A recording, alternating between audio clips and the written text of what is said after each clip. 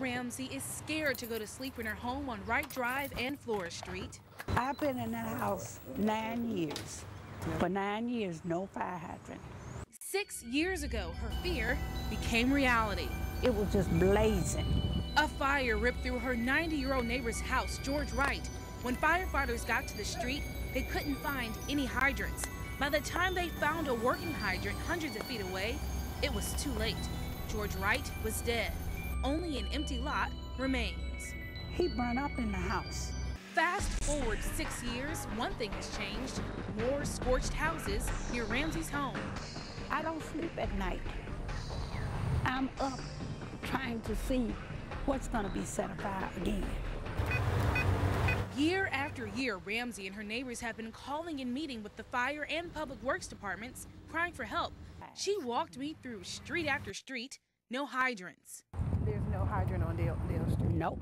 How did they skip over us and not put any down? Ramsey says last fall, Public Works Director Thelman Boyd met with her neighborhood. She says he promised to install a hydrant by the 1st of January. We got promises and nobody showed up. So I started looking for other hydrant holes in the city. First, pouring through 200 pages of hydrant locations, then a map.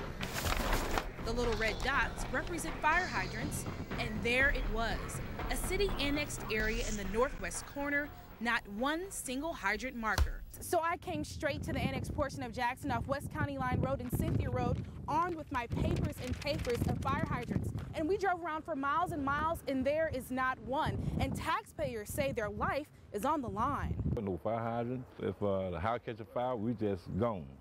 Willie Rogers has been living on Cynthia Drive for 19 years, and for the last two, since we started paying taxes, he's been paying taxes to the city of Jackson after it was annexed from Hinds County.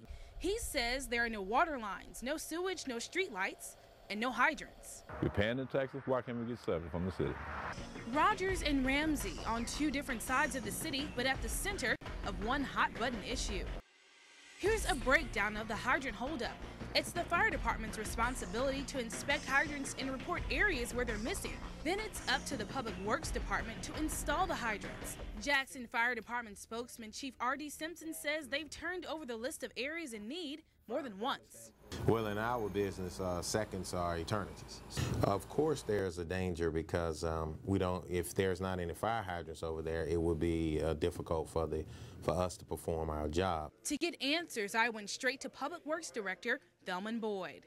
Is it going to take someone else dying in a fire to get fire hydrants in that area? We are in the process of installing a fire hydrant in that location so they will have sufficient fire protection. Ramsey and her neighbors say they saw Public Works on Flora Street and Wright Drive just before Christmas last year, marking the street. Blue lines for water and green lines for sewage. 3 months later, just lines, no hydrants. Well, we hope to have a fire hydrant in that location in the next 30 days. Boyd says the expensive part is replacing smaller water lines with 8-inch lines for better pressure all over the city. It costs millions, and he says that's the reason for the 6-year holdup in Georgetown. But back in the annexed area, Boyd admits there are no fire hydrants located there. We have a 5-year plan as funding become available to extend fire hydrants to those annexed areas. 5 years, Willie Rogers says he'll live in fear. It's hard to get somebody out here, and that makes a person feel real scary. A scary reality Ramsey says she's willing to see through until she can sleep at night. And I am going to stick it out. I'm determined. Now, Public Works Director Thelman Boyd tells me there will be a hydrant on Miss Ramsey Street in 30 days, and that's exactly where I'll be to see if that promise is kept.